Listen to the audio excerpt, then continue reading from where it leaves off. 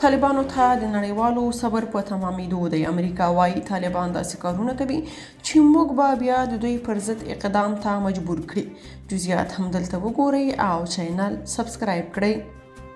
د امریکا د بهرنیو چارو وزارت وایي متحده ایالات له طالبانو سره په تعامل کې د بدلون په اړه له خپلو متحدانو سره د مشورې په حال کې دي.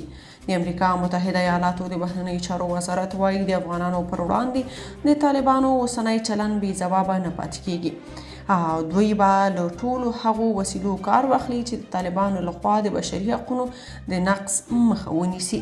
د دې وزارت ویان نیډ پرایس پرون رسنیو ته وویل له افغانانو سره مرستې له طالبانو د ملاتړ په معنا نه دي، بلکې په خبرې امریکا له خپلو متحدانو سره طالبانو سره د خپل تعامل او چلند په برخه کې د بیاکتنې په حال کې ده.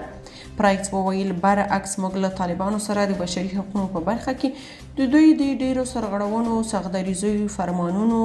سختدریزه فرمانونو او کرغېړنو کړنو په برخه کې هغه چې په وروستیو اونیو او میاشتو کې مو له طالبانو ولیدل، له طالبانو سره د خپل چلند او له دوی سره ښکیلتیا ته بیاکتنه کوو.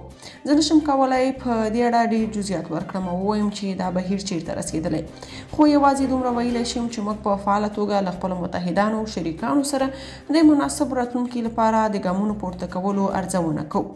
د امریکا د بهرنیو چارو وزارت 2 اونۍ وړاندې هم وویل یو ټیم یې ګمارلی چې له افغانانو سره د طالبانو چلند وارزوي او له مخې به دوی له طالبانو سره خپل د تعامل کړنلاره روښانه کړي. که تاسو په دې اړه څه نظر لرئ په کومنټ کې شریک او چینل سبسکرایب کړئ.